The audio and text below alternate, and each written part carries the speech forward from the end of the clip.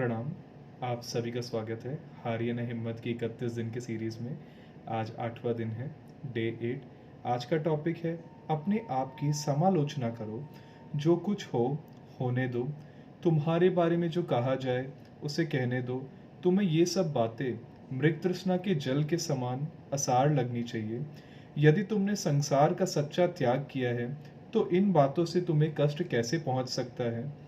अपने आप की समालोचना में कुछ भी असर मत रखना, तभी वास्तविक उन्नति होगी।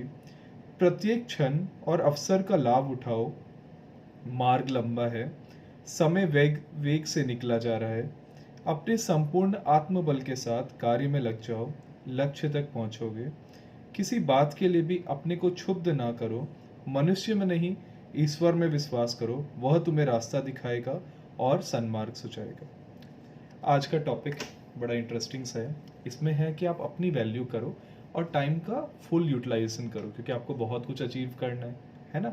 टाइम अपने पास लिमिटेड है, तो अपने उन चीज़ों में टाइम वेस्ट क्यों करें, अपने बारे में कम सोचकर, अपने आप को कम आंक कर, है ना।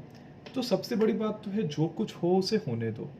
मतलब जिन चीज़ों पर आपका कंट्रोल नहीं है, वो चीज़ें हो रही है तो उसे होने दीजिए।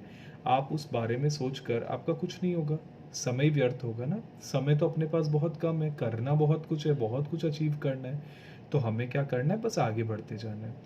अब देखिए, अगर कोई आपको, अगर आपने सबसे अलग अपने आप को मान लिया है, ठीक है, आपने मान लिया है कि आप बेस्ट हो, या अगर आपने अपनी सही अहमियत समझ ली है, तो दूसरों के कहने से आपको फ़र्क नहीं पड़ना चाहिए।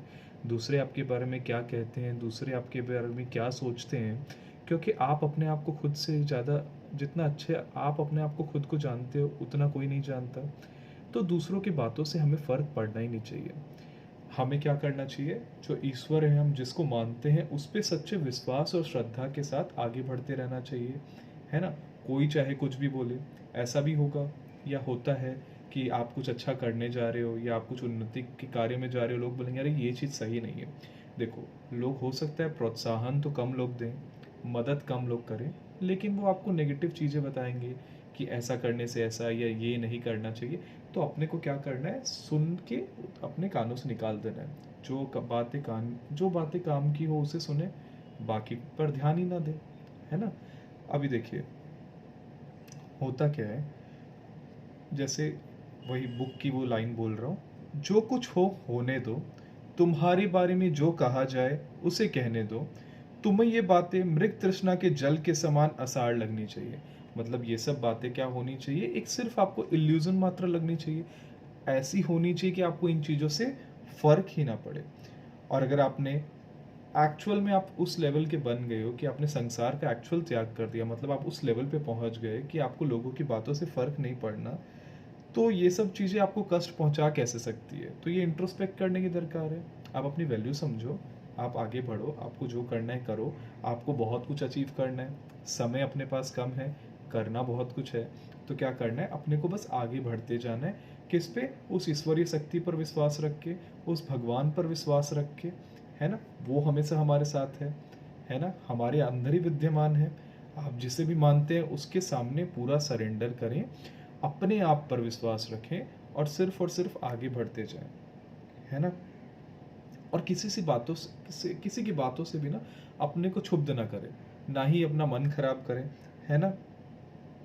और एक चीज, मनुष्य में नहीं, ईश्वर में विश्वास रखो, है ना। वह तुम्हें रास्ता दिखाएगा और सन्मार्ग सुझाएगा।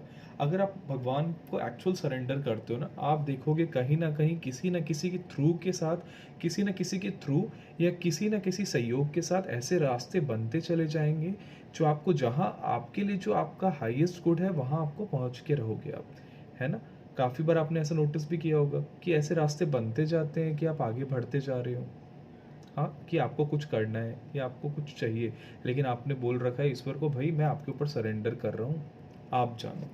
उनके ऊपर विश्वास रख के, तो आप देखेंगे कहीं ना कहीं ऐसी अपॉर्चुनिटीज़ आती जाएगी, या आपको कुछ करना है, वैसे वैसे लोग मिलते जाएंगे जो आपको ऊंचा उठा सके, है ना। तो आज का टॉपिक यही है कि अपने पर विश्वास रखें और ईश्वरीय शक्ति पर विश्वास रखते हुए आगे बढ़ते जाएं, है ना। आज का टॉपिक समाप्त। नमस्कार।